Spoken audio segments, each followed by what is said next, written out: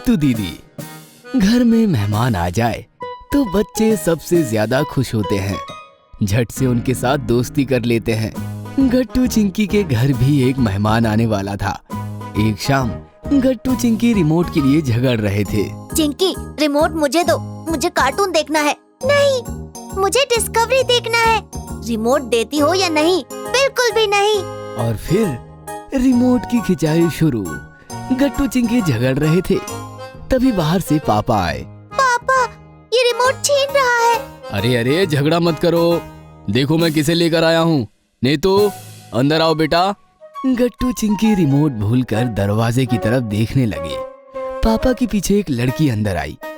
गट्टू चिंकी उस नई मेहमान को देखते रह गए। गट्टू चिंकी, पहचाना? हाय गट्टू चिंकी। हाय। हेलो। जरा बताओ तो कौन है? दोनों ने काफी सोचा, फिर भी वो नहीं पहचान पाए। पापा बताने ही वाले थे कि तभी मम्मी बोली, नीतू चलो, मैं तुम्हें तुम्हारा कमरा दिखा देती हूँ। फ्रेश होकर कुछ खा लो, चलो। मम्मी नीतू दीदी को अंदर ले गई। बेचारे गट्टू चिंकी की ठीक से पहचान भी नहीं हो पाई। मम्मी हमेशा ऐसा ही करती है, हमें बात तक नहीं करने देती है। पापा बताओ ना, कौन है वो? अरे तुम्हारी ममता बुआ है ना, उनकी छोटी बेटी है, मतलब तुम्हारी कजिन है।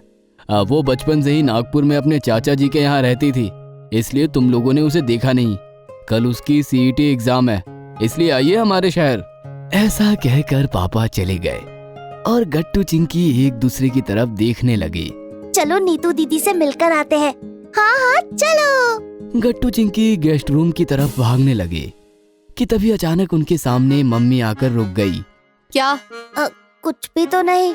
कहाँ भागे जा रहे हो? गट्टू चिंकी मम्मी का इशारा समझ गए और उन्होंने बात ही पलट दी।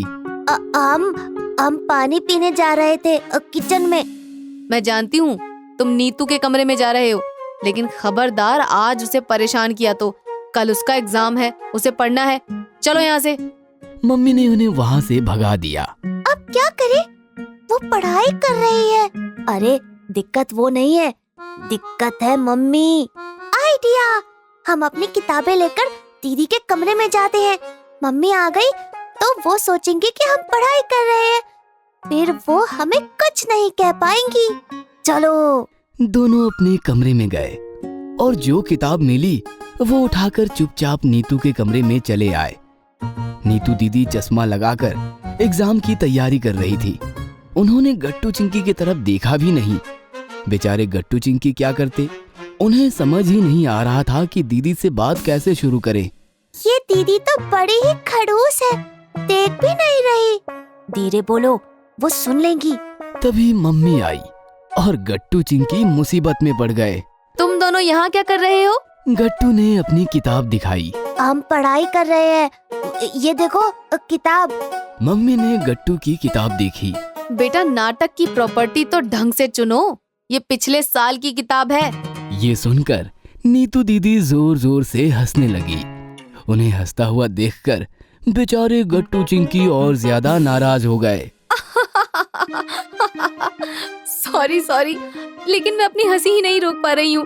मैं कब से नोटिस कर रही हूँ, बेचारे मुझसे बात करने की कब से कोशिश कर रहे हैं और मैं भी जानबूझकर उनकी तरफ ध्यान ही नहीं दे रही।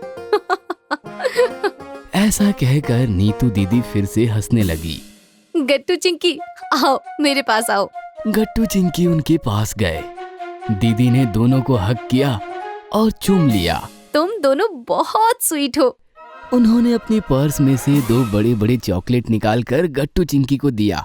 चॉकलेट पाकर गट्टू चिंकी का तो मूड बन गया। फ्रेंड्स? हाँ फ्रेंड्स।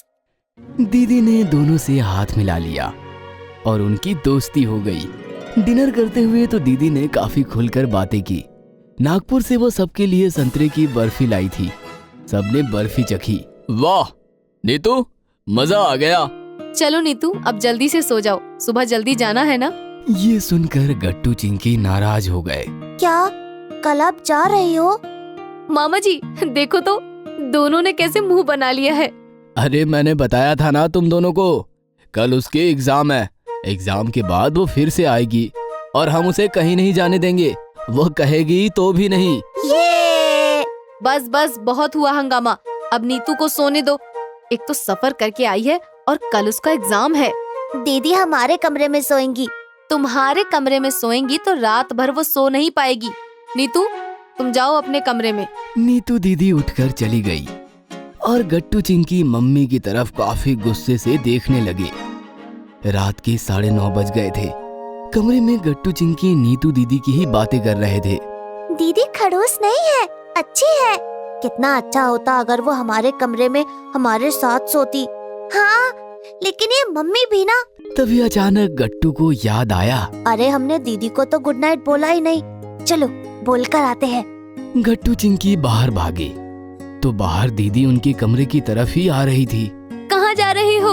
आप ही के पास आ रहे थे, लेकिन आप कहाँ जा रहे हो? किसी को बताओगे तो नहीं? बिल्कुल नहीं। मामी जी को?